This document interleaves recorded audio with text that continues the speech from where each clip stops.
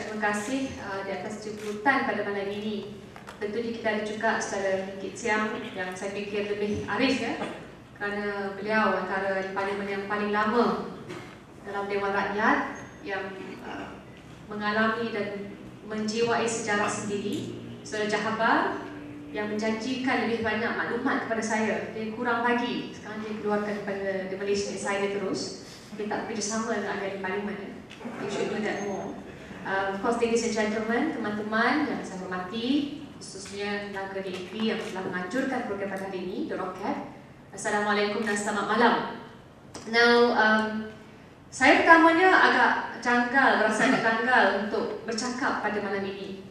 As what Teresa mentioned, I was not born yet at the death of, the Razak, and certainly most of the things that I know about him through readings, whether it's through history books or I've not had the chance to watch Tanda Putra, but certainly it's not, I really feel rather small speaking about our former Prime Minister.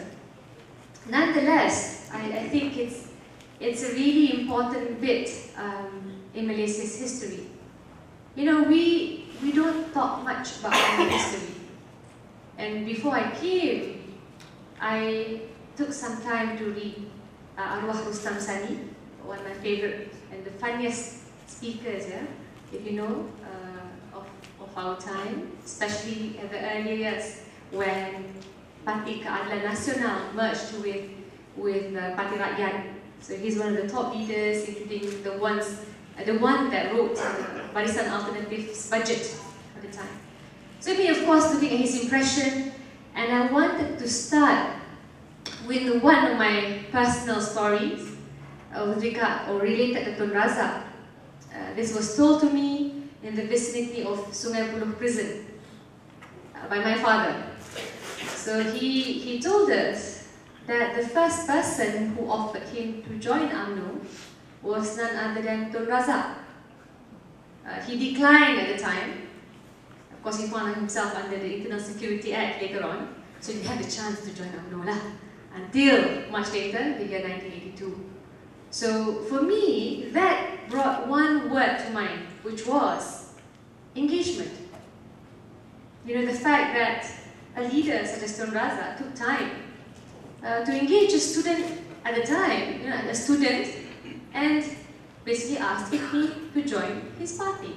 That was very important.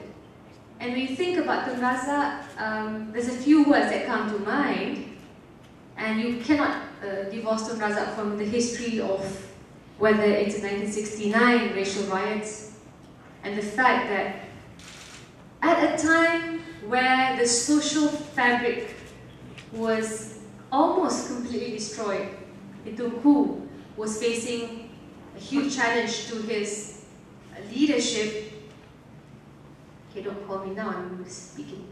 And Tun Razak himself was faced with a personal tribulation, his illness, which he kept from many people, including his sons, as alluded to by the Malaysian Insider today, to the various many interviews. And you imagine in that year, we've only gained independence for 12 years. And the message or the effort that he made was basically to ensure there was reconciliation. There was a degree of openness and, of course, engaging with various parties. Not just PAS. I think the issue was inclusion of Gerakan and of also PPP. I think that was quite amazing because you're not talking in a period of relative calm and peace. It was a decision that was not supported by the internal echelon of UMNO. Many disputes, many unhappiness, yet he forged ahead, and that's something admirable. I think you have to give, in terms of respect and of course recognition for that fact. And of course, pasca NOC, post NOC, he let go of his position. I think that speaks of much sincerity in terms of the relative time that he had held on to power. So for me, I think the main hallmarks is of course not just reconciliation, but he managed to meet the challenges of his time, whether it is through the creation of Petronas. Mind you, instead of sharing profits, we actually managed to set up our own petroleum company to ensure that we build a name for ourselves. And we had created an entire generation of gas and oil experts here. Secondly, of course, with Felda.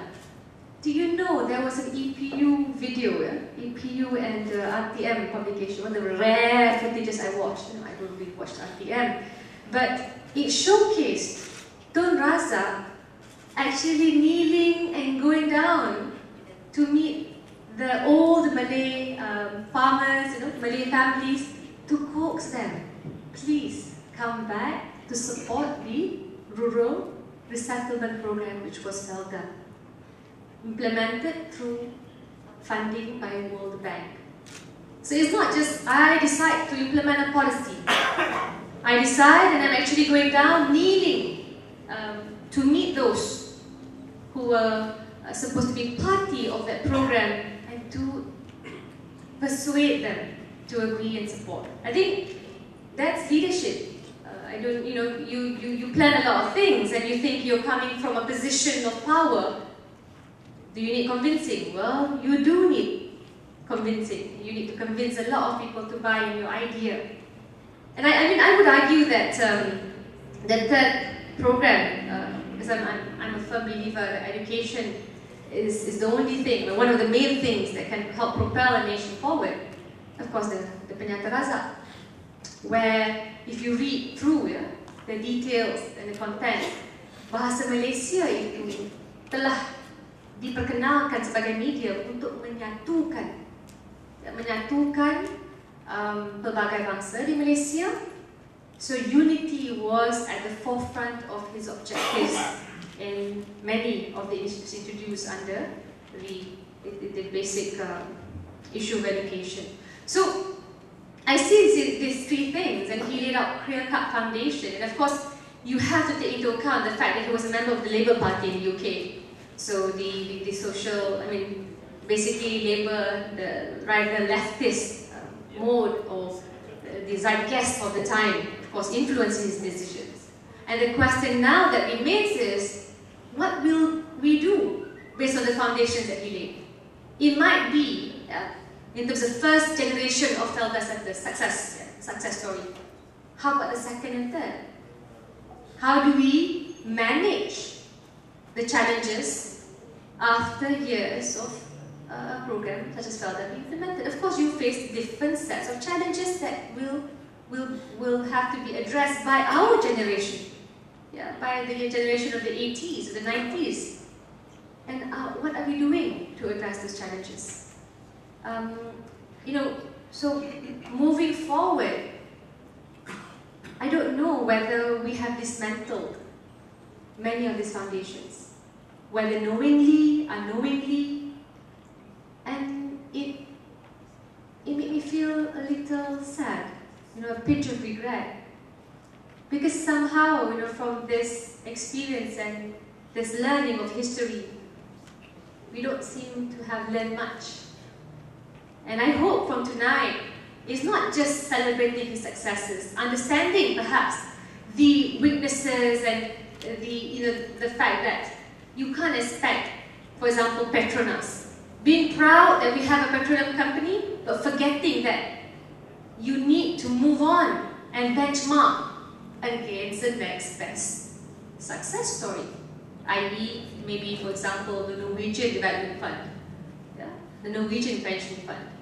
Rather than living in the past and saying that we've done superbly well, that other countries would like to study our success stories, but not understanding we're not moving forward, we're not forging the much needed unity, much needed reconciliation that's supposed to have taken place perhaps post GE13.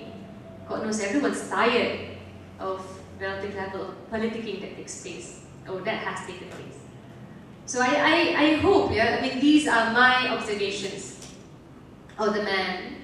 And of course, I don't know much than whatever I've been reading.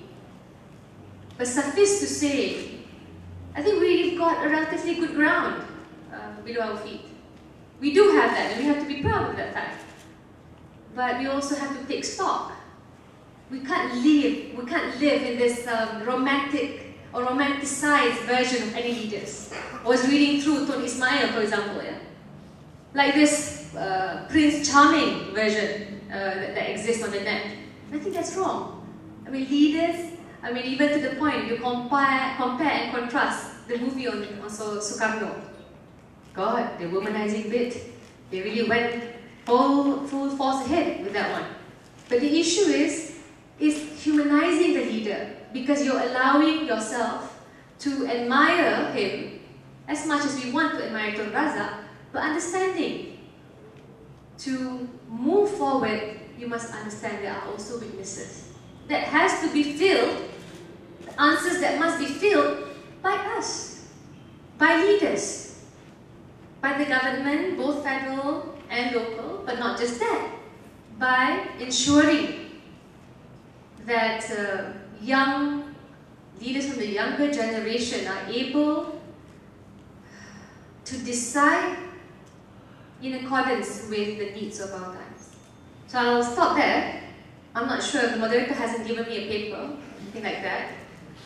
But you know, I'm glad that we're having this forum, and I wish, you know, my only wish is for TV3 to film it live, or to showcase it live. Why? Because we just need to understand that history should be seen from many perspectives. That no one person, no one leader can claim dominance over his or her version. And history and leaders should be celebrated together. And that is why sometimes I feel we have so many things that should unite us. Unfortunately, sometimes we're not maximizing the things that are supposedly within our disposal. Thank you. A very good night to everyone.